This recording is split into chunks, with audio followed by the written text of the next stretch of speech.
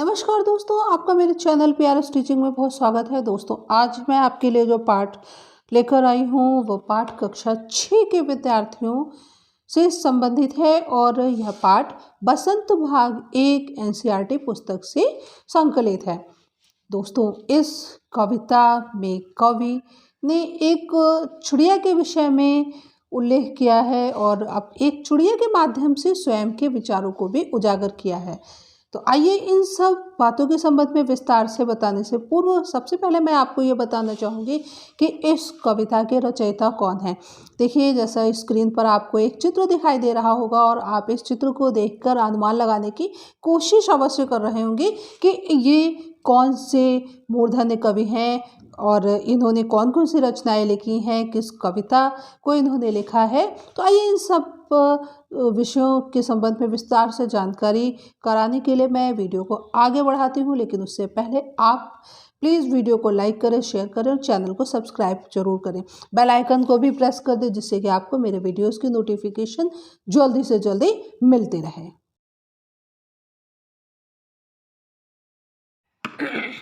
दोस्तों, अब सबसे पहले मैं आपको इस कविता के रचयिता कवि श्री केदारनाथ अग्रवाल जी के जीवन परिचय के संबंध में जानकारी कराती हूँ।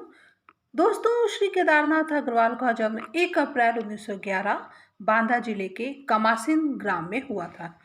जीविका से ये वकील थे और श्री अग्रवाल जी छायावादी युग के मूर्धन्य अर्थात बहुत अत्यंत विद्वान प्रगतिवादी कवि थे। इनका शब्द चयन बहुत ही अनूठा था और भाव अभिव्यक्ति में चित्रात्मकता इनकी विशेषता थी।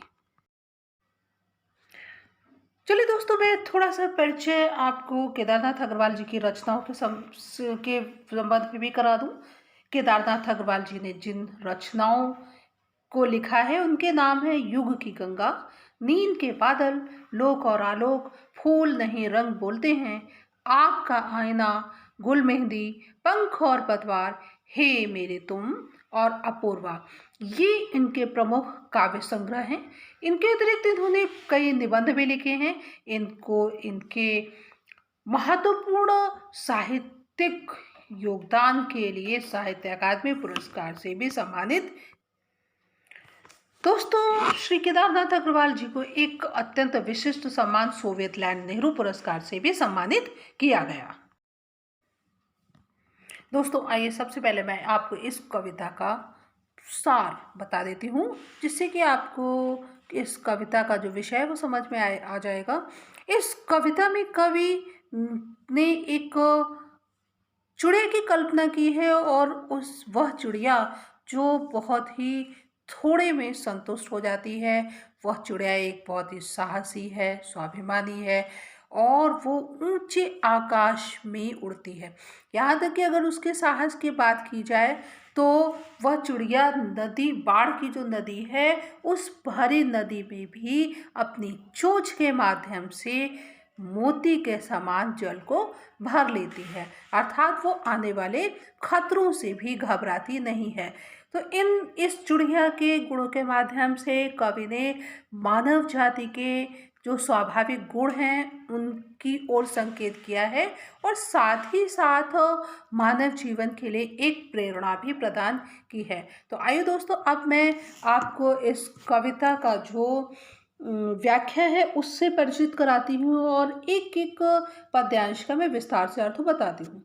वह चिड़िया जो चोंच मारकर दूध भरे जुंडी के दाने रुचि से रस से खा लेती है, वह छोटी संतोषी चिड़िया, नीले पंखों वाली मैं हूँ, मुझे अन्न से बहुत प्यार है। यहाँ कवि ने बताया कि जिस चिड़िया की कल्पना वो कर रहा है, उस चिड़िया के पंख नीले हैं और वो चिड़िया अन्न से बहुत ही प्यार करती है। वो चोंच मारकर दूध भरे जुंडी के दाने, जुंडी शब्द का अर्थ है ज्वार, जो कि आप जानते हो कि खरीफ की फसल है और बरसात के मौसम में पैदा होती है। तो उसको वो चोंच मारकर, जो जिसमें जुंडी है उसमें दूध भरा हुआ है, अर्थात वो अभी पूरी तरह से पकी नहीं है, तो उसको ये चिड़िया चोंच मारकर बड़ी प्यार से खा लेती है और उससे उसको जो रस मिलता है उस रस से वो संतुष्ट हो जाती है, वो पूरी तरह से तृप्त हो जाती है, उसे उसके बाद और कुछ खाने की इच्छा नहीं रहती है। वह छोटी संतोषी चिड़िया नीले पंखों वाली मैं हूँ, मुझे अन्न से बहुत प्यार है। कवि ने बताया कि उस चिड़िया को अन्न से बहुत ही प्यार है। दूसरे पद्यांश में कवि बता रहा है कि जो कड़ी चिड़िया है वो जो एक पुराना जंगल है उस जंगल में रहती है और वो इतनी प्रसन्न रहती है कि वो गीत गाती है। देखिए कवि ने लिखा है, वह चिड़िया जो कंठ खोलकर बूढ़े बन बाबा की खातिर रस उड़ेल कर गा लेती है। अर्थात वो चिड़िया जिसको एक पुराना सा जो बहुत पुराना जंगल है उस जंगल से उसे अत्यंत प्यार है और प्यार होना स्वाभाविक है क्योंकि वो उसी जंगल में रहती है। जैसे कि हम अपने घर में रहते हैं और हमें अपने घर से प्यार होता है।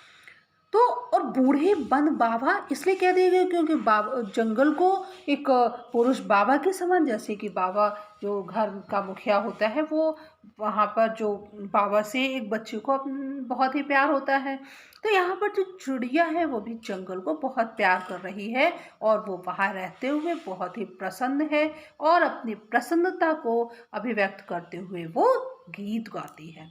वह छोटी मुंह बोली चिड़िया नीले पंखों वाली मैं हूँ, मुझे विजन से बहुत प्यार है। वह जो चिड़िया है वो छोटी है और मुंह बोली है। मुंह बोली का अर्थ है बस सभी की प्रिय है और वो चिड़िया नीले पंखों से युक्त है।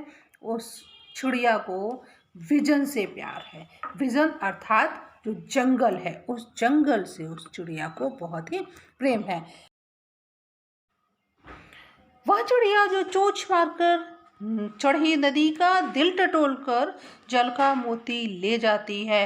वह छोटी गर्वीली चिड़िया नीले पंखों वाली मैं हूँ, मुझे नदी से बहुत प्यार है। इस पद्यांश में कवि ने चिड़िया को साहसी और गर्वीली बताया है कि चिड़िया को अपने ऊपर गर्व है क्योंकि चिड़िया चढ़ी नदी का तात्पर्य है बाढ़ युक्त नदी। नदी का जल स्तर बढ़ गया है और ऐसे उस नदी में चिड़िया नदी के पास जाकर के जल ग्रहण करती है, अपनी चोंच में जल को वो भर लेती है। अर्थात वो नदी की जल स्तर को समझती है कि नदी का जल स्तर खतरे के निशान से ऊपर है, वहाँ जाना खतरे से खाली नहीं है। उसके बावजूद भी वो बढ़ी हुई नदी का जल पी करके अपनी प्यास को बुझाती है और जो जल है जल को मोती के समान कवि ने बताया है क्योंकि जो जल है जल पर सूर्य के प्रकाश की किरणें पड़ती हैं तो जल जो है वो चमकने लगता है। वह छोटी गर्वीली चिड़िया नीलों पंखों वाली मैं हूँ, मुझे नदी से बहुत प्यार है। यहाँ पर कवि चिड़िया के माध्यम से यह बताने का प्रयास कर रहा है कि उसे नदी से भी बहुत प्यार है। तो दोस्तों इस कविता में केदारनाथ अग्रवाल जी ने प्रकृति के प्रति अपने प्रेम को स्पष्ट किया है और इससे और चिड़िया के माध्यम से हम सभी को अर्थात मानव जाति को ये संदेश दिया है कि हमारे पास जो कुछ भी है हमें उसमें संतुष्ट हो जाना चाहिए और अपने जीवन को प्रसन्नतापूर्वक बिताना चाहिए क्योंकि सफल जीवन का मूल मंत्र संतोष ही है।